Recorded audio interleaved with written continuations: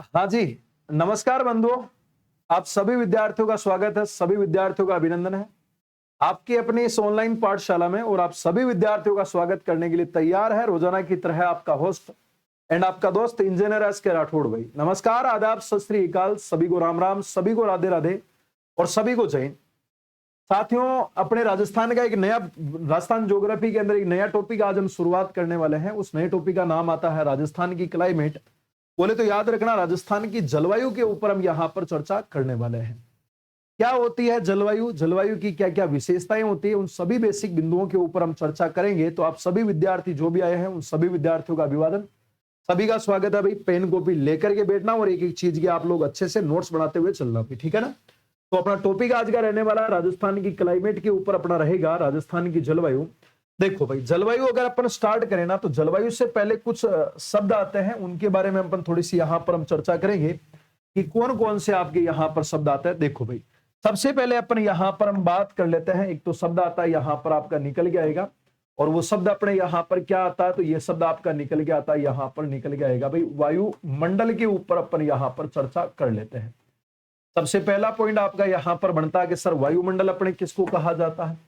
तो वायुमंडल के बारे में जब भी अपन यहां पर हम बात करते हैं ना, तो वायुमंडल का मतलब होता है कि पृथ्वी के चारों ओर, है ना, पृथ्वी के, याद रखना, पृथ्वी के चारों ओर पाया जाने वाला, है ना, पृथ्वी के चारों ओर याद रखना पाया जाने वाला गैसों का जो आवरण होता है ना, पाया जाने वाला, याद रखना किसका आवरण होता है, तो हमारी पृथ्वी के चारों ओर पाया जाने वाला गैसों का आवरण जो होता है ना, इस गैसों के आवरण को याद रखना, हम यहां पर गैसों के आवरण को याद रखना, गैसों का आवरण वायुमंडल आपके यहां पर कहलाता है।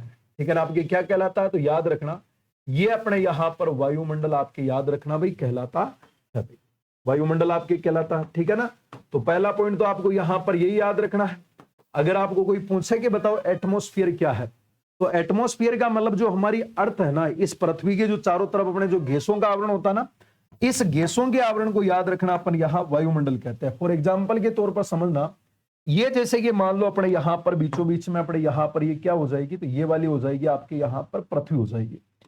और जो हमारी पृथ्वी है ना, इस पृथ्वी के चारों तरफ जो गैसों का जो आवरण होता है ना, ये वाला गैसों का आवरण, इस गैसों के आवरण को याद रखना अपन यहां पर हम क्या कहते हैं, तो इस वाले आवरण को याद रखना हम यहां पर आपके वायुमंडल अपने कहा जाता है। ये चारों तरफ आपके यहां पर क्या फैला हुआ, तो ये आपका यहां पर फैला हुआ गैसों का आवरण आपके यहां पर फैला हुआ है। ये अपने यहां पर अपने गैसों का आवरण फैला हुआ है, और इसी गैसों के आवरण को याद रखना हम यहां पर अपने क्या कहा जाता है, तो इस आवरण को याद रखना अपन यहां पर कहते हैं वायुमंडल कह लेते हैं, या तो बोले तो याद रखना एटमॉस्फेयर के नाम से याद रखना भी जाना जाता है। इसमें वास्तव में याद रखना केवल गैसें नहीं होती, इसमें गैसें अलग अलग होती है। नाइट्रोजन भी होती है, तो याद रखना ऑक्सीजन भी होती है, तो कार्बन डाइऑक्साइड भी होती है, तो आर्गन भी होती है।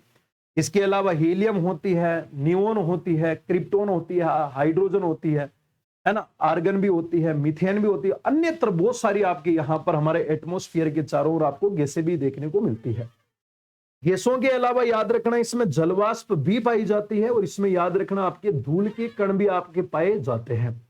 जलवाष्प भी पाई जाती है, और इसमें याद रखना आपके धूल के कण भी पाए जाते हैं। तो हमारी पृथ्वी के चारों तरफ पाए जाने वाले गैसों के आवरण को याद रखना अपन क्या कहते हैं, तो इस आवरण को याद रखना अपने यहां पर हम वायुमंडल कहते हैं। और जब अपने वायुमंडल की जितनी भी परतें होती है ना, वायुमंडल की जितनी भी परतें हैं ना, ये समस्त परतें जब याद रखना हमारी पृथ्वी के ऊपर ऐसे दबाव बनाने लगती है ना, जब हमारी पृथ्वी के ऊपर याद रखना दबाव बनाने लगती है ना, तो जो दबाव आपके हमारी पृथ्वी पर लगता है, उस दबाव को अपन कहते हैं वायु दाब कहा जाता है। उस दबाव को अपन क्या कहते हैं, तो उस दबाव को अपन कहते हैं वायु दाब आपके यहां पर कहा जाता है। तो हमारी पृथ्वी के चारों तरफ जो गैसों का आवरण होगा उसे तो अपन याद रखना वायुमंडल कहलाते हैं। और वायुमंडल के बाद में याद रखना एक शब्द आपका यहां पर आता है, उसे अपन कहते हैं वायु दाब, या याद रखना इसे अपन क्या बोलेंगे, इसे अपने याद रखना हम यहां पर कहते हैं वायु भार के नाम से याद रखना भी जाना जाता है। और इसका मतलब अपने यहां पर क्या होता है, तो इसका मतलब होता है वायुमंडल की, सुनना मेरी बात, यहां पर आपकी क्या आता है, वायुमंडल की याद रखना, वायुमंडल की समस्त परतों के द्वारा, वायुमंडल की याद रखना समस्त परतों के द्वारा याद रखना, वायुमंडल की समस्त परतों के द्वारा लगने वाले दाब, है ना, लगने वाले, याद रखना, लगने वाले दाब या भार को, लगने वाले दाब या भार को याद रखना। भार को अपन क्या कहते हैं, तो उसे याद रखना अपने कहा जाता है वायु दाब या वायु भार के नाम से याद रखना जाना जाता है। वायु भार याद रखना, वायु भार कहा जाता है। ठीक है ना, ये वाला भी पॉइंट आपके यहां पर इंपॉर्टेंट बन जाएगा। तो हमारी पृथ्वी के चारों तरफ पाए जाने वाला जो गैसों का आवरण होगा, इस गैसों के आवरण को हम याद रखना वायुमंडल कहते हैं। और वायुमंडल की जो जितनी भी आपके जो परतें आती है ना, इन समस्त परतों के द्वारा लगने वाला जो दाब आता है या जो भार आता है ना, उस दाब या भार को याद रखना हमें यहां पर क्या कहते हैं, तो उस दाब या भार को याद रखना वायु दाब या याद रखना आपके वायु भार कहा जाता है। फिर अगला पॉइंट यहां पर आपका और आता है, तो याद रखना वायुदाब मापक यंत्र की अगर अपन यहां पर हम बात करें ना, तो वायुदाब मापक यंत्र की अगर अपन यहां पर हम बात करते हैं ना, तो वो याद रखना उस यंत्र का नाम आता बेरोमीटर की अपने याद रखना बात यहां पर की जाती है। वायुदाब मापक यंत्र याद रखना अपने कौन सा आता है, तो वायुदाब मापक यंत्र का नाम आपके यहां पर याद रखना है, बेरोमीटर आपके यहां पर बन जाएगा। ठीक है ना, वायुदाब मापक यंत्र अपने कौन सा आता है, बेरोमीटर आपके यहां पर आता है। फिर याद रखना अगर आपका यहां पर और प्रश्न आपका यहां पर यह पूछा जाता ना, सर वायुदाब की इकाई बताओ अपने यहां पर क्या आती है, उसकी यूनिट बताओ अपने क्या आती है, तो वायुदाब को जो मापा जाता है ना, वो याद रखना आपके मिलीबार के अंदर आपके यहां पर मापा जाता है, जिसे अपन याद रखना अंग्रेजी में एमबी से अपन यहां पर व्यक्त करते हैं। वायुदाब की जो इकाई होती है वो इकाई याद रखना अपने क्या हो जाएगी, तो वायुदाब की इकाई यहां पर आपकी मिलीबार होती है। फिर यहां पर आपका अगला पॉइंट और बनता है सर्वाधिक पृथ्वी पर याद रखना। पृथ्वी पर अगर अपन बात करें ना, तो पृथ्वी पर याद रखना सर्वाधिक आपके वायुदाब का मान कहां पर होता है, तो हमारी पृथ्वी पर याद रखिएगा सर्वाधिक जो वायुदाब होता है ना, वो अपने कहां पर होता है, तो वो याद रखना आपके सागरीय तल पर आपके यहां पर होता है। सागरीय तल पर याद रखना अपने सर्वाधिक होता है।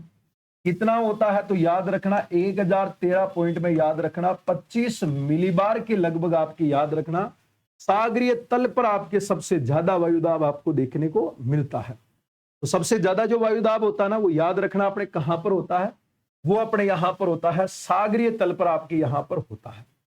फिर अगर अपन बात करते हैं ना, तो याद रखना वायुदाब की अगर अपन यहां पर हम बात करते हैं ना, तो याद रखना वायुदाब तापमान के विलोमानुपाती आपकी यहां पर होता है।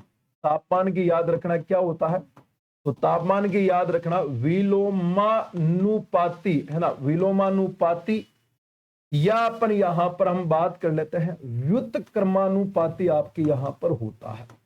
व्युत्क्रमानुपाती याद रखना आपके यहां पर होता है। ठीक है ना, वायुदाब जो होता है ना, ये याद रखना आपके तापमान के विलोमानुपाती होगा या फिर याद रखना व्युत्क्रमानुपाती होता है।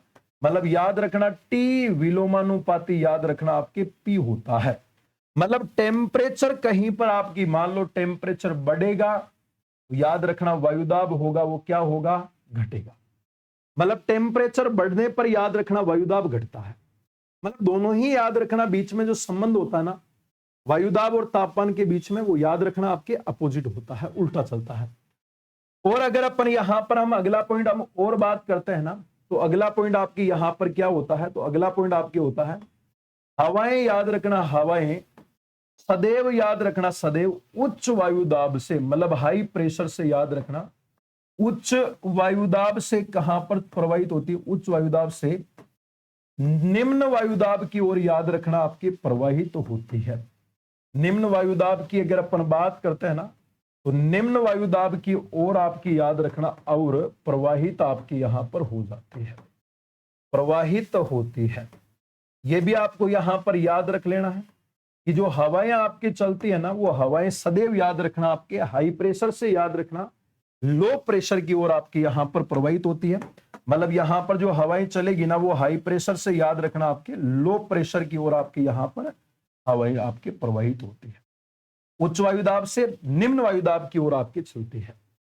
जैसे कि अपन मैं एग्जांपल के तौर पर बताऊं ना, तो एक तो आप साइकिल का ट्यूब लीजिए और एक आप गुब्बारा लीजिए, है ना। एक तो साइकिल का जो ट्यूब आता है उसको लेना है और एक आपको गुब्बारा लेना है। सबसे पहले आप अपने मुंह से साइकिल के ट्यूब को फुलाने की कोशिश कीजिए। क्या आप साइकिल के ट्यूब को फुला सकते हो क्या? नहीं। क्यों नहीं फुला सकते हो? क्योंकि आपका वायुदाब कम है, आपका प्रेशर कम है और उसका प्रेशर ज्यादा है। फिर आप गुब्बारे को फुला दीजिए। गुब्बारे को आप मुंह से आप फुला सकते हो, बिल्कुल फुला सकते हैं। क्यों? आपका प्रेशर ज्यादा रहता है, इसलिए आप गुब्बारे के अंदर हवा भर सकते हो। जबकि ट्यूब में हवा भरने के लिए अपन किसका प्रयोग करते हैं? कंप्रेशर का प्रयोग करते हैं। क्यों? कंप्रेशर का वायुदाब ज्यादा होता है, तो प्रेशर के साथ में उसमें हवा डाल सकता है ना। इसका मतलब हवाएं जो भी चलती है ना, वो हवाएं याद रखना आपके उच्च वायुदाब से, मतलब हाई प्रेशर से याद रखना, आपके लो प्रेशर की ओर आपके यहां पर याद रखना, हवाओं का प्रवाह आपके देखने को मिल जाता है। ये सारे के सारे पॉइंट आपको यहां पर नोट कर लेने हैं। सबसे पहले अपने क्या बात की? हमने कहा कि वायुमंडल, वायुमंडल का मतलब होता पृथ्वी के चारों ओर पाए जाने वाला गैसों का आवरण याद रखना। क्या कहलाता है? एटमॉस्फेयर कहलाता है, या इसे अपन वायुमंडल कहलाता है, याद रखना। फिर अपने वायुमंडल की जितनी भी जो परतें होती है ना, जब अपन वर्ल्ड ज्योग्राफी की हम चर्चा करेंगे ना, तो वर्ल्ड ज्योग्राफी के अंदर आपके वायुमंडल की हम अलग अलग परतें पढ़ते हैं। जैसे पहला क्षोमंडल आता है, उसके बाद में समताप मंडल आता है, उसके बाद में आयन मंडल आता है, उसके बाद में आपका मध्य मंडल आता है, मध्य मंडल आता है, आयन मंडल आता है, फिर बहिर्मंडल आता है। ऐसे आपके अलग अलग परतों में आपके एटमॉस्फेयर को बांटा गया है, इसमें अलग अलग आपके तत्व पाए जाते हैं, गैसों के तत्व भी मिलते हैं। सारे की सारी परतें जब अपने पृथ्वी के ऊपर एक दबाव लगाने लगती है ना, या जो भार लगता है ना, उस भार को या दबाव को अपन कहते हैं वायु दबाव, या वायु का दाब कहते हैं, या उसे वायु का भार कहते हैं। और इस वायु के भार को मापने वाला जो यंत्र आता है ना, उस यंत्र को अपन कहते हैं बेरोमीटर। आपके याद रखना भाई कहा जाएगा, उस यंत्र को अपन क्या कहते हैं? बेरोमीटर आपके याद रखना कहा जाता है। फिर अपने क्या कहा? वायुदाब जिसमें मापा जाता है ना, वो जो यूनिट आती है, वो जो इकाई आती है ना, वो इकाई आपकी क्या होती है? तो वो इकाई आती है यहां पर आपके मिली बार। आपके यहां पर याद रखना इकाई हो जाती है। वायुदाब की जो इकाई आती है ना, वो अपने याद रखना कैसी होती है? तो इकाई याद रखना आपके मिली बार होती है। फिर हमने कहा कि पृथ्वी पर जो सबसे ज्यादा वायुदाब होता है ना, वो अपने कहां पर होता है? सागरीय तल पर होता है। कितना होता है? तो याद रखना आपके 1013.25 मिली बार होता है। तब सागरीय तल पर ज्यादा कैसे होगा? स्थलमंडल पर क्यों नहीं होता? तो याद रखना ऊंचाई पर वायुदाब कम होता है, नीचे की तरफ ज्यादा होता है। कैसे होता? मैंने क्या कहा? वायुदाब का मतलब क्या होता है? वायु का दाब, वायु का भार होता ना। जैसे कि अपन यहां पर मैं बात करने वाला हूं, ये मान लो अपने यहां पर सागरीय तल है, और ये मान लो अपने कोई भी यहां पर आपके माउंटेन आ चुका है भाई, ठीक है ना। ये आपके यहां पर मान लो अपने माउंटेन आएगा, और ये अपने यहां तक याद रखना अपने क्या आ चुका है? ये अपने याद रखना भाई वायुमंडल आता है।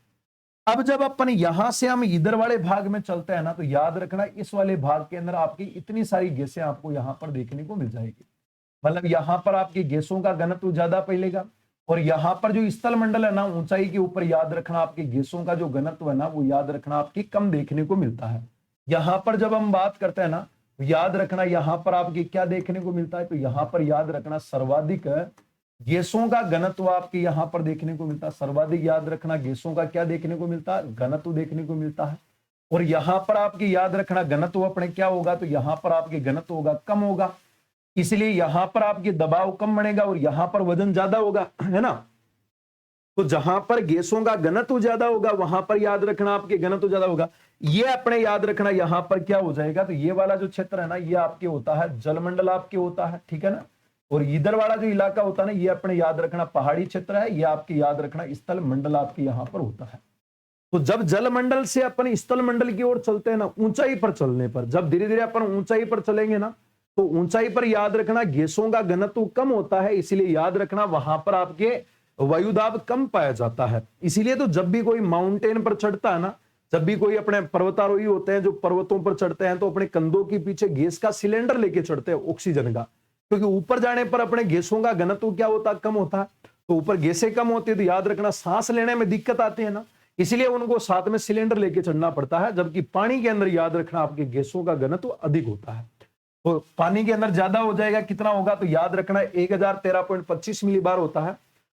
वायुदाब और तापमान दोनों ही याद रखना अपने उल्टे चलते हैं, मतलब तापमान बढ़ता है तो वायुदाब ऑटोमेटिक घटेगा, है ना।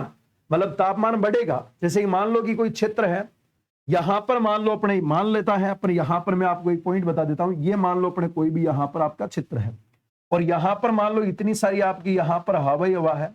अब यहां पर जैसे ही अपने हवा है ना, हवा यहां पर आपके है, जैसे अपना हवा मान रहे ना, यहां पर याद रखना हवा है, इसका मतलब याद रखना यहां पर सर्वाधिक अपने क्या है, यहां पर आपके याद रखना सर्वाधिक अपने वायुदाब है। और जैसे ही यहां पर याद रखना आपका क्या चमकेगा, तो यहां पर आपका सूर्य चमकेगा। सूर्य चमकेगा मतलब यहां पर आपके सूर्य की क्या आ जाएगी भाई, अपने किरणें आ जाएगी। और जैसे ही अपने सूर्य की किरणें आएगी ना, मतलब यहां पर आपका तापमान जो होगा वो तापमान ज्यादा हो जाएगा। और जैसे ही आपका तापमान ज्यादा होगा तो ये हवाएं गर्म होगी, और गर्म होकर के याद रखना अपने ब्लास्ट होकर के कहां पर चली जाएगी, अपने ऊपर की तरफ चली जाएगी, है ना। हवा अपने गर्म होगी और हवा गर्म हो जाएगी तो हवा ऊपर चली जाएगी। और जैसे ही हवा यहाँ अपने ऊपर की तरफ जाती है ना, तो इसका मतलब याद रखना यहां पर आपकी याद रखना वायुदाब जो आएगा ना, ये वायुदाब यहां पर याद रखना क्या हो जाएगा, तो यहां पर आपके वायुदाब न्यून हो जाएगा। जैसे ही अपने टेम्परेचर ज्यादा हुआ, टेम्परेचर ज्यादा हुआ तो याद रखना आपके प्रेशर क्या हो गया, आपके यहां पर याद रखना कम हो चुका है। इसका मतलब तापमान और वायुदाब के बीच में संबंध क्या होता है, तो तापमान तथा वायुदाब के बीच में संबंध आपका उल्टा होता है। और हवाएं जब भी आपके चलते हैं ना, तो याद रखना ये हाई प्रेशर से लगाकर याद रखना निम्न वायुदाब की ओर आपके प्रवाहित होती है। जहां पर हवा ज्यादा होगी ना, वहां से याद रखना कम हवा वाले क्षेत्र की ओर आपके प्रवाहित होती है। जहां पर हवा ज्यादा होगी तो ही तो अपने कम वाले क्षेत्र की ओर चलेगी ना। अगर मान लो यहां पर हवा ही नहीं है, फिर आप बोलोगे उधर बह, अरे उधर जाएगी कहां से, हवा ही नहीं है तो कैसे जाएगी। आप लोग मुझे कह रहे हो सर 500 रुपए दो, 500 रुपए दो, अरे मेरे पास में 1 रुपया ही नहीं है, मैं कहां से दूंगा। अगर मेरे पास में 500 रुपए होंगे तो दूंगा ना। तो अगर ज्यादा होगी तो ही तो मैं दे पाऊंगा, तो ज्यादा होगी तभी तो कम वाले को दे पाएंगे। तो याद रखना हवाएं अपने उच्च वायुदाब से कहां चलती है, तो आपको यहां पर याद रखना हवाएं हमेशा अपने उच्च वायुदाब से निम्न वायुदाब की ओर प्रवाहित होती है। सही, तो ये वाले कंफ्यूजन आपके क्लियर हो चुके होंगे, ठीक है ना। अब चलते हैं हम आगे की तरफ, कुछ टर्म्स आपके और आएंगे। जैसे कि यहां पर जो अपन चलते हैं ना, तो याद रखना एक शब्द आता है यहां पर आपके निकल के आता है, और वो शब्द अपने यहां पर क्या होता है, तो याद रखना वो शब्द आपके निकल के आता है मौसम आता है। क्या नाम आता है, मौसम। एक शब्द आपने देखा होगा बार बार ये अपने बोलचाल की भाषा में ये मौसम मौसम निकल के आता, वो वाला मौसम नहीं है जो आप लोग सोच रहे हो। मौसम, मौसम आप लोगों ने देखा होगा आजकल मौसम परिवर्तन होते रहते हैं ना, मौसम बहुत सारे परिवर्तन होते हैं। कभी गर्मी पड़ने लग जाती है ऑटोमेटिक, तो कभी सर्दी पड़ने लग जाती है। अभी जैसे सर्दी चल रही है ना, तो सर्दी के अंदर ही अपन को लगता है ना कि कभी कभी ऑटोमेटिक हवाएं चलने लगी तेज तेज, कभी बारिश आ गई, वापस थोड़ी देर घंटे 2 घंटे बाद में वापस खत्म हो गई, वापस सर्दी चलने लगी, है ना। मतलब ऋतु अभी कौन सी चल रही है, ऋतु अभी शीत ऋतु चल रही है, मतलब अभी सर्दी पड़ रही है ना, विंटर सेशन अभी आपके चल रहा है, तो अभी शीत ऋतु चल रही है। लेकिन इसमें भी आपके कभी कभी अचानक से गर्मी बढ़ जाती है, कभी अचानक से आंधी आ जाती, कभी तूफान आ जाता, कभी हवाएं चलने लगती, तो हम क्या कहते हैं, मौसम बिगड़ चुका है। तो जब वायुमंडल के अंदर थोड़ी देर के लिए कोई परिवर्तन होता है ना, तो उस थोड़ी देर के लिए होने वाले परिवर्तन को अपन क्या कहते हैं, मौसम कहते हैं। लंबे समय के लिए नहीं होता, थोड़ी देर के लिए होता। हो सकता है ये 1 घंटे में वापस खत्म हो जाओ, साफ हो जाए, हो सकता है कि 2 घंटे में भी हो सकता है, 1 दिन में हो सकता है, 2 दिन में हो सकता है, 3 दिन में हो सकता है, लेकिन कोई 50-60 दिन तक नहीं रहता है ना, कोई 2-3 सालों तक एक जैसा नहीं रहता है ना। ये 2-3 दिन या फिर 1-2 घंटे के लिए आपके हो सकता है। तो आपका वायुमंडल का मौसम का मतलब क्या होता है, तो मौसम का मतलब होता है याद रखना अल्पकालीन। अपन जब बात करते हैं ना, तो अल्पकालीन याद रखना, अल्पकालीन वायुमंडल में जो परिवर्तन होता है ना, वायुमंडल में परिवर्तन अल्पकालीन याद रखना, वायुमंडल में परिवर्तन जो होता है ना, इस अल्पकालीन वायुमंडल में परिवर्तन को याद रखना, परिवर्तन को मौसम कहा जाता है, मौसम कहा जाता है भाई, ठीक है ना, मौसम कहा जाता है। ये वाला भी पॉइंट आपको यहां पर ध्यान में रख लेना है। सबसे पहला पॉइंट आपका यहीं पर आता है कि जो थोड़ी देर के लिए जो हमारे वायुमंडल में परिवर्तन होता है ना, अल्पकाल के लिए, इस अल्पकालीन वायुमंडल के परिवर्तन को अपन क्या कहते हैं, मौसम के नाम से याद रखना आपके जाना जाता है। मौसम के बाद में याद रखना अपने यहां पर क्या आता है, तो मौसम के बाद में आपके निकल के आती है ऋतु, जिसे अपन कहते हैं सेशन कहते हैं, सेशन, या इसे अपन क्या कहते हैं, ऋतु कहते हैं। और ऋतु का मतलब होता है 3 से 4 महीने का जो परिवर्तन आता है ना हमारे वायुमंडल के अंदर, उसको अपन कहते हैं ऋतु कहते हैं। जैसे मान लो कि अभी सर्दी पड़ रही है, तो मुझे एक बात बताओ, क्या सर्दी अपने 1 या 2 दिन के लिए पड़ रही है क्या? आप कहोगे सर 1 या 2 दिन के लिए नहीं है, ये तो कंटिन्यू आपके दिसंबर से पड़ रही है, नवंबर से शुरू हो गई, दिसंबर, जनवरी, फरवरी और मार्च तक पड़ती रहेगी। तो 3-4 महीने हुए या नहीं हुए, हो गए ना। अगर 1-2 दिन के लिए सर्दी पड़ती तो अपन क्या कहते हैं, मौसम कहते हैं। लेकिन जब 3 से 4 महीने तक लगातार एक ही टाइप का मौसम रहता है ना, तो उसे अपन क्या कहते हैं, ऋतु अपने यहां पर कहा जाता है। तो हम यहां पर ऋतु में अपन बात कर सकते हैं 3 से 4 माह का, याद रखना माह का वायुमंडल में परिवर्तन, वायुमंडल में याद रखना वायुमंडलीय परिवर्तन, याद रखना परिवर्तन आपकी क्या कहलाता है, वायुमंडलीय परिवर्तन याद रखना आपकी ऋतु कहलाता है। क्या कहलाता है भाई, ऋतु आपकी याद रखना कहलाता है, ऋतु कहलाता है। तो ये 3 से 4 माह का जो अपने वायुमंडलीय परिवर्तन होगा ना, तो 3 से 4 महीने के वायुमंडलीय परिवर्तन को अपन ऋतु कहते हैं। और याद रखना अल्पकालीन वायुमंडलीय परिवर्तन को अपने क्या कहा जाता है, तो अल्पकालीन वायुमंडलीय परिवर्तन को अपने मौसम कहा जाता है। ठीक है ना, क्लियर यहां तक। फिर अपने यहां पर एक शब्द आता है जो अपना मेन अपना यहां पर पॉइंट बनेगा, और वो शब्द अपने यहां पर क्या आता है, तो वो शब्द आपका यहां पर निकल के आता है भाई जलवायु की। अपन यहां पर जो है ना चर्चा अपन लोग यहां पर कर लेते हैं जलवायु। अब आता है जलवायु। वो सारे लोग इसका संधि विच्छेद करने की कोशिश करते हैं कि सर यहां पर दो अलग अलग शब्द है, जल अलग है और वायु अलग है, मतलब जल और वायु दोनों के मिश्रण को अपन जलवायु कहते हैं क्या, नहीं कहते रे, जलवायु अलग चीज है। जलवायु का मतलब होता है दीर्घकालीन वायुमंडल में परिवर्तन, मतलब एक लंबे समय तक जिसमें कोई परिवर्तन नहीं आता है, जिसमें कोई भी परिवर्तन नहीं आता, 50, 60, 70 सालों तक कोई परिवर्तन नहीं देखने को मिलता है, उसे अपन क्या कहते हैं, जलवायु कहते हैं। जैसे अपने डूंगरपुर बांसवाड़ा के अंदर आपकी कर्क रेखा निकलती है, तो वहां पर गर्मी ज्यादा पड़ती है। अब सूर्य वहां पर कर्क रेखा तक आता है, तो हर साल आपके कर्क रेखा तक ही तो आएगा, तो उतनी आपकी गर्मी पड़ेगी। ऐसा नहीं कि सूर्य कर्क रेखा को छोड़ के कभी ऊपर गंगानगर में चला गया तो कभी नीचे चला गया, ना ऐसा नहीं होगा रे, वो वहीं का वहीं रहेगा। बात समझ में आई ना। ऊपर आपके उपोष्ण कटिबंध है तो वो की वही रहने वाली है। तो इसका मतलब ये हुआ कि राजस्थान की जलवायु कभी चेंज नहीं होगी, जलवायु कभी बदलेगी नहीं। हाँ बदलेगी तो वो कभी कभार 50-60 सालों में कभी कभार बदलती है, आजकल बदल रही है। आजकल क्यों बदल रही है, हर साल अपने गर्मी बराबर पड़ती है, ना तो गर्मी ज्यादा पड़ती है ना कम पड़ती है, जो अनुकूल गर्मी पड़ती है वो क्यों हर साल पड़ती है। लेकिन अब धीरे धीरे आप लोगों ने कभी कभी पेपर वगैरह में न्यूज में देखा होगा कि 60 सालों के रिकॉर्ड तोड़ने के बाद इतनी भीषण गर्मी इस साल देखने को मिली है। 50 सालों के बाद में इतनी भयंकर सर्दी इस बार देखने को मिली है। क्यों, क्योंकि जलवायु परिवर्तन हो रही है। उसके कारक कौन है, उसके लिए जिम्मेदार कौन है, उसके लिए जिम्मेदार हम स्वयं हैं।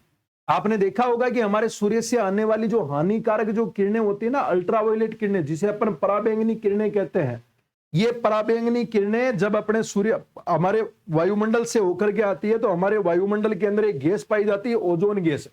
वो ओजोन गैस उनको रोकने का काम करती है, जिसे हमारी पृथ्वी को सुरक्षा मिलती है।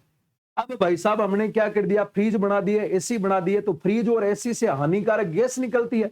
और उन गैस का नाम क्या था, उसका गैस का नाम आता CFC, जिसे अपन कहते हैं क्लोरोफ्लोरोकार्बन।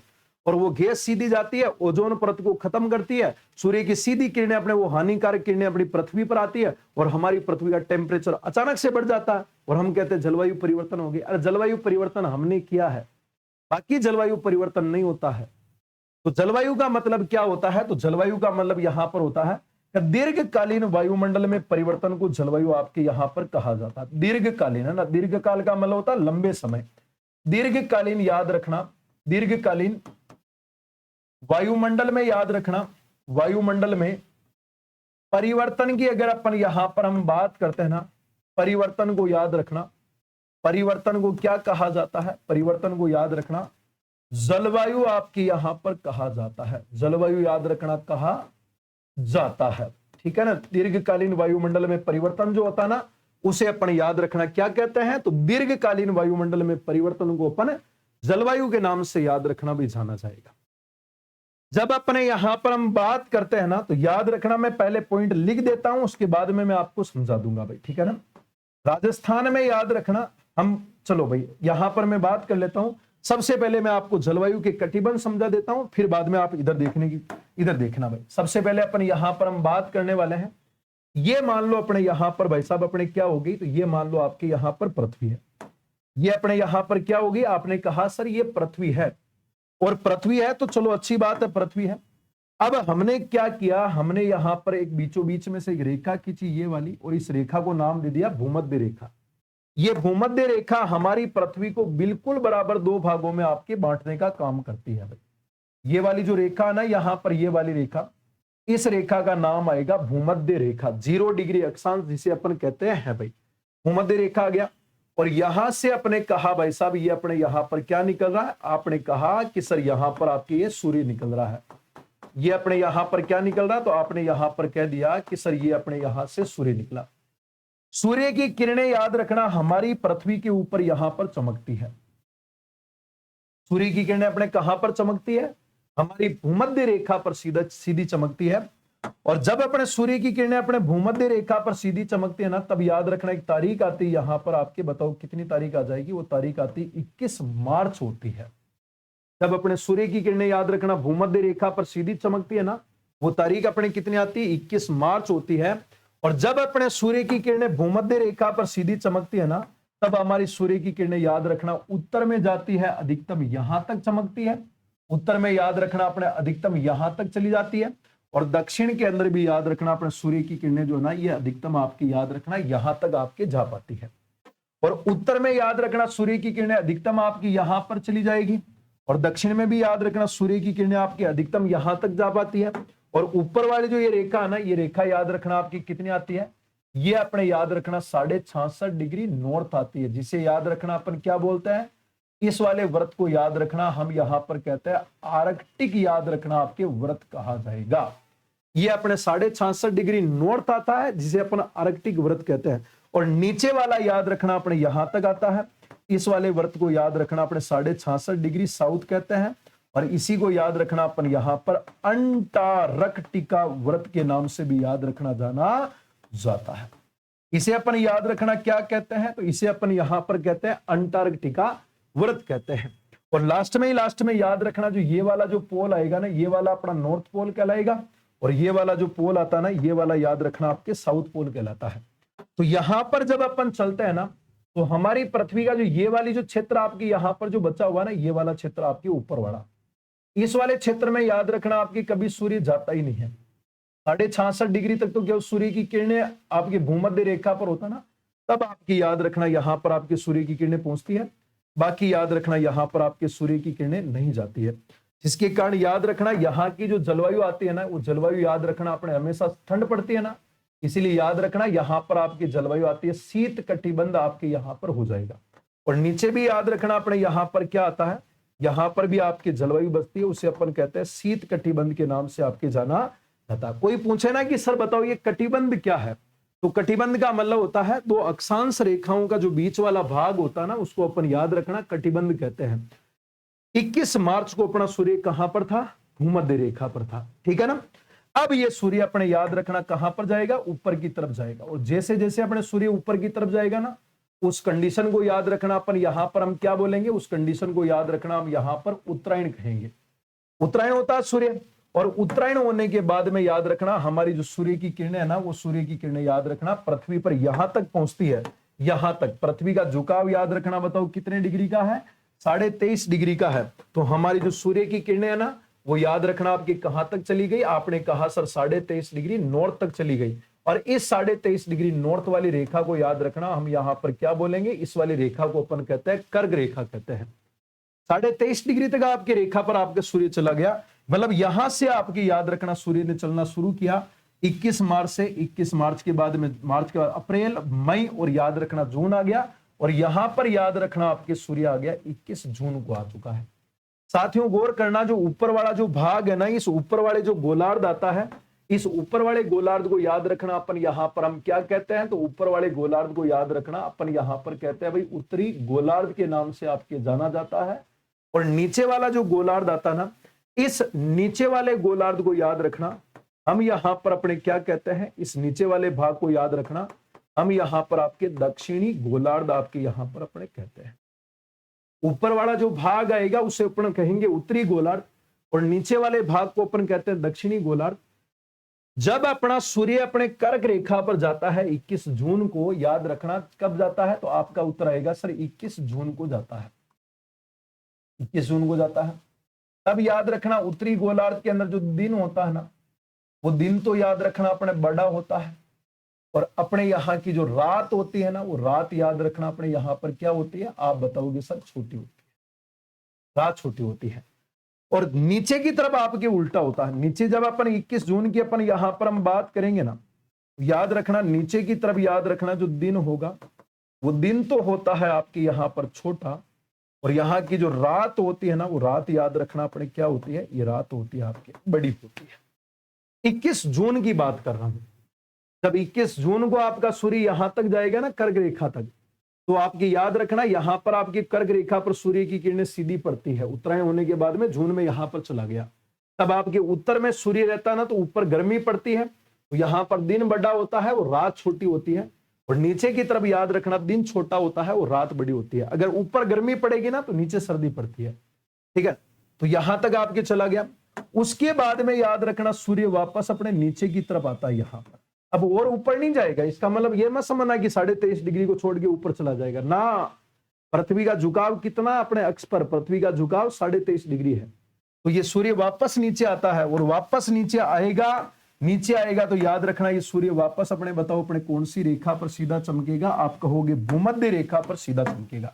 मतलब यहां से सूर्य वापस चला जून के बाद में जुलाई, अगस्त, और याद रखना सितंबर, और सितंबर के अंदर याद रखना अपना सूर्य यहां पर वापस आ गया।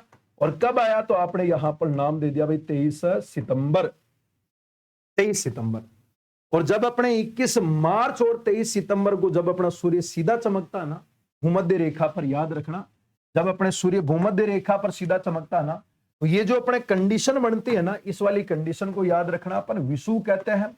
और विषुव के कारण याद रखना इस वाली रेखा को अपन क्या बोलते हैं, इसे अपन विषुवत रेखा के नाम से जाना जाता है। और 21 मार्च और 23 सितंबर के दिन हमारी पृथ्वी पर दिन और रात याद रखना बराबर होते हैं। दिन और रात क्या होते हैं, बराबर होते हैं। कब कब होता है, 21 मार्च और 23 सितंबर। अब वापस याद रखना सूर्य और नीचे आएगा, नीचे आ रहे हैं। और जब सूर्य अपने याद रखना नीचे की तरफ जाता ना, उसे याद रखना अपन क्या कहते हैं, तो नीचे की तरफ आने को याद रखना अपन यहां पर कहते हैं दक्षिणायन होना, यहां पर आपके कहते हैं। ऊपर की तरफ जाएगा उत्तरायण कहते हैं, नीचे की तरफ आएगा ना उसे अपन यहां पर हम दक्षिणायन कहते हैं। और दक्षिणायन होने के बाद में याद रखना हमारी सूर्य की किरणें जो है ना दक्षिणी गोलार्ध में आपके पहुंचती है। और दक्षिणी गोलार्ध में कहां तक पहुंचती है, यहां तक पहुंचती है, यहां तक पहुंचेगी। ये सूर्य यहां से आपके चला सितंबर के बाद अक्टूबर, नवंबर, दिसंबर, और दिसंबर के अंदर याद रखना यहां पर आ गया। और कब आता है, तो याद रखना 22 दिसंबर में आता है। और जिस रेखा पर आता है ना, यहां पर याद रखना आती है 23.5 डिग्री, याद रखना साउथ आती है, मतलब दक्षिण अक्षांश आती है। और इस वाली रेखा को याद रखना अपन यहां पर क्या बोलते हैं, मकर रेखा के नाम से जाना जाता है, मकर रेखा कहते हैं। और फिर वापस अपने 22 दिसंबर के बाद में सूर्य वापस ऊपर जाएगा, जनवरी, फरवरी, और याद रखना मार्च, और मार्च में अपना सूर्य वापस इधर आ जाएगा। ऐसे याद रखना अपने सूर्य जो है ना इन तीनों ही रेखाओं पर आपके घूमता रहता है।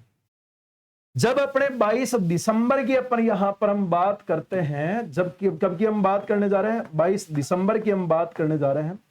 तो 22 दिसंबर को याद रखना जो आपका दक्षिणी गोलार्ध होता है ना, इस दक्षिणी गोलार्ध के अंदर याद रखना दिन तो होता है बड़ा, और यहां की याद रखना रात क्या होती है, तो यहां की रात होती है छोटी होती है। जब सूर्य नीचे आएगा ना, तो नीचे आपका दिन बड़ा होगा और नीचे रात छोटी होगी। और जब सूर्य ऊपर जाएगा तो ऊपर दिन बड़ा होगा और रात छोटी होगी। जब 21 जून को ऊपर था तो ऊपर दिन बड़ा था, अब नीचे आपके दिन छोटा था। अब जब सूर्य नीचे है 22 दिसंबर को, तो नीचे दिन बड़ा है। इसका मतलब याद रखना जब अपन 22 दिसंबर की हम बात करते हैं ना, 22 दिसंबर के अंदर जो आपका नॉर्दर्न हेमिस्फीयर है ना, आपका जो उत्तरी गोलार्ध आप यहां पर जो कहते हैं ना, इस उत्तरी गोलार्ध के अंदर याद रखना दिन जो होगा वो दिन तो याद रखना छोटा होता है। और यहाँ की जो रातें होती है ना, वो रातें याद रखना आपकी बड़ी होती है। दिसंबर के अंदर सूर्य नीचे है तो नीचे गर्मी पड़ेगी और ऊपर सर्दी पड़ती है। दिसंबर जनवरी में अपने यहां पर सर्दी पड़ती है ना, क्योंकि अपना राजस्थान याद रखना यहां पर आता है, इस वाली जगह पर। ये अपना याद रखना अपने क्या जाएगा, तो ये वाला याद रखना अपने यहां से इधर याद रखना अपना राजस्थान आपको यहां पर देखने को मिलता है। ये वाला याद रखना अपने यहां पर राज्य आता है। और इस राज्य की अगर अपन बात करें ना, तो ये वाला जो राज्य आएगा ना, इस राज्य का नाम याद रखना अपने यहां पर क्या नाम आता है, ये आपका राजस्थान होता है। ये अपना राजस्थान आता है, ये राजस्थान यहां पर आएगा। कर्क रेखा 2 जिलों में निकलती, डूंगरपुर और बांसवाड़ा के अंदर।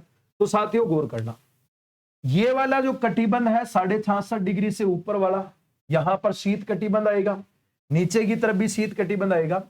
इस कर्क रेखा से लगा करके मकर रेखा तक सूर्य यहां पर सीधा चमकता है ना, सूर्य यहां पर सीधा चमकता है ना, तो यहां पर याद रखना जो जलवायु पाई जाती है ना, वो याद रखना आपकी कौन सी पाई जाती है, वो जलवायु याद रखना आपके यहां पर उष्ण कटिबंध आपके यहां पर जलवायु देखने को मिलती है। यहां पर कौन सी मिलती है, उष्ण कटिबंध आपको देखने को मिलती है। अब ऊपर तो है शीत, नीचे है उष्ण, इन दोनों के बीच में याद रखना शीत प्लस उष्ण जब अपन दोनों को मिलाते हैं ना, याद रखना इन दोनों के बीच में जो जलवायु देखने को मिलती है ना, वो याद रखना आपको कैसी मिलेगी, तो यहां पर आपकी मिलती है शीतोष्ण कटिबंध आपके मिलती है। नीचे भी यहां पर शीत और यहां पर उष्ण दोनों को जब अपन मिलाएंगे ना, तो आपके यहां पर जलवायु कौन सी मिलती है, तो आप यहां पर कहोगे सर ये वाली जो जलवायु आपके यहां पर बनती है, ये वाली जलवायु आपके यहां पर शीतोष्ण कटिबंध आपके यहां पर बन जाती है। बात समझ में आ गया ना यहां तक, ये पूरा का पूरा डायग्राम। अब आपके राजस्थान को देखो, राजस्थान को देख लिया आप लोगों ने, हमने कहा सर हाँ देखा, हमारा जो राजस्थान का जो दक्षिणी भाग है डूंगरपुर बांसवाड़ा वाला, यहां पर याद रखना जलवायु कौन सी मिलेगी, उष्ण कटिबंध मिलेगी।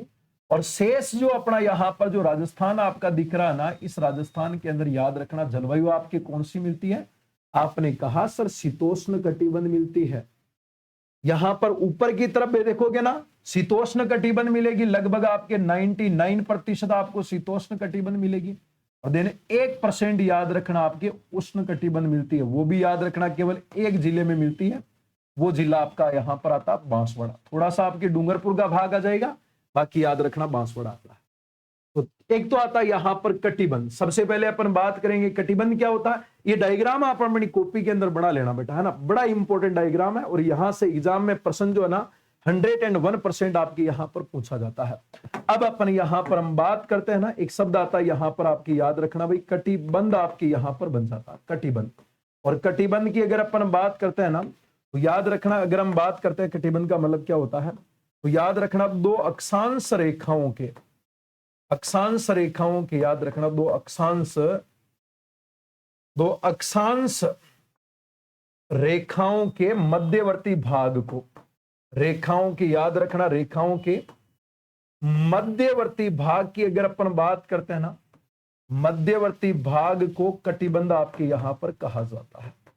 क्या कहा जाता है, कटिबंध कहा जाता है, कटिबंध कहा जाता है। ठीक है ना, ये वाला भी आपको यहां पर याद रखना है। फिर अपन यहां पर अगला पॉइंट और एक नोट कर लेना, तो जलवायु की दृष्टि से याद रखना, जलवायु की दृष्टि से पृथ्वी को 3 कटिबंधों में आपके बांटा गया है। पृथ्वी को 3 कटिबंधों में बांटा गया है। ठीक है ना, हमारी जलवायु की दृष्टि से अपने पृथ्वी को कितने कटिबंधों में बांटा गया है, 3 कटिबंधों में आपके बांटा गया है। नंबर 1 कौन सा कटिबंध आता है, उष्ण कटिबंध।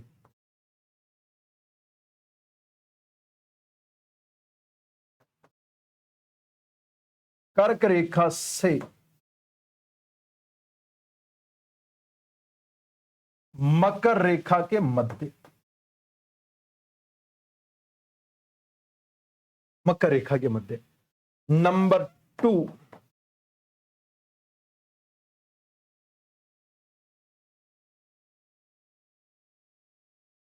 शीतोष्ण कटिबंध, 23.5 डिग्री से 66.5 डिग्री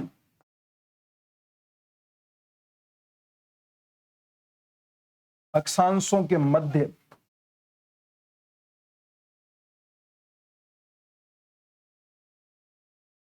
दोनों गोलार्धों में 23.5 से 66.5 डिग्री, 23.5 ऊपर वाली को कहेंगे कर्क, नीचे वाली को कहेंगे मकर। और तीसरे नंबर का शीत कटिबंध,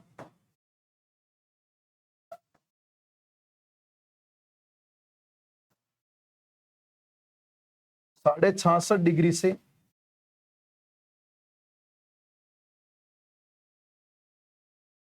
ध्रुवों के मध्य। ठीक है ना, ये अपने याद रखना, कटिबंध का आपके यहां पर अर्थ हो जाएगा। कटिबंध के बारे में अगर कोई पूछे ना, तो आपकी कटिबंध किसे कहते हैं? तो याद रखना, दो अक्षांश रेखाओं के मध्यवर्ती भाग को अपन कटिबंध कहते हैं। और कटिबंध जलवायु के आधार पर पृथ्वी को तीन प्रमुख कटिबंधों में बांटा गया, उष्ण कटिबंध, शीतोष्ण कटिबंध और आपके शीत कटिबंध आता है। अब डायग्राम देखा तो हमें पता चला कि अपने राजस्थान का जो ज्यादातर भाग है वो याद रखना कौन से कटिबंध में आता है? शीतोष्ण कटिबंध में आता है। और केवल बांसवाड़ा की जलवायु याद रखना अपने किस कटिबंध में आती है? तो आपका उत्तर आएगा यहां पर उष्ण कटिबंध आपके यहां पर आता है। तो अपन यहां पर राजस्थान के संबंध में लिखना है। राजस्थान की अगर अपन यहां पर हम बात करते हैं ना, तो याद रखना राजस्थान में दो जलवायु कटिबंधों का विस्तार है।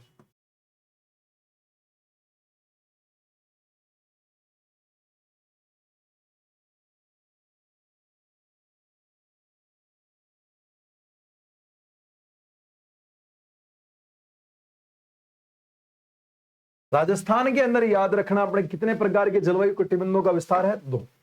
नंबर 1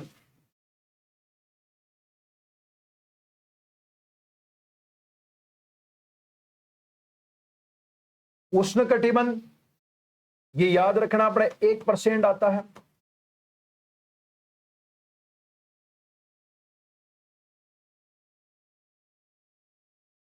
बांसवाड़ा,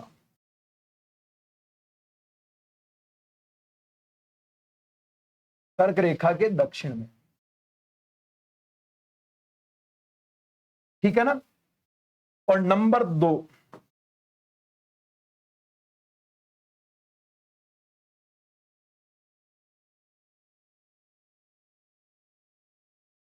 शीतोष्ण कटिबंध 99%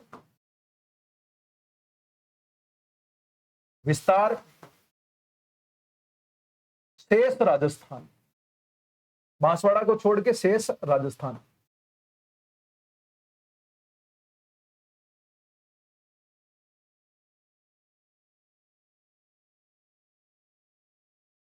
कर्क रेखा के उत्तर में, ठीक है ना, ध्यान रखना भाई। तो राजस्थान में दो प्रकार के कटिबंधों का विस्तार आता है, एक तो उष्ण कटिबंध आ जाएगा, एक अपने शीतोष्ण कटिबंध आता है। उष्ण कटिबंध 1% आता है, ये कर्क रेखा के दक्षिण में आएगा। शीतोष्ण कटिबंध 99% आता है, शेष राजस्थान आएगा कर्क रेखा के उत्तर में। जब अपन शीतोष्ण और उष्ण दोनों को मिलाते हैं ना, तो अपने राजस्थान की एक जलवायु निकल के आती है जिसे अपन एक शब्द में बोलेंगे उपोष्ण कटिबंध। वेरी वेरी इंपॉर्टेंट, याद रखना राजस्थान की जलवायु की अगर अपन बात करते हैं ना, राजस्थान की जलवायु याद रखना उपोष्ण कटिबंधीय है।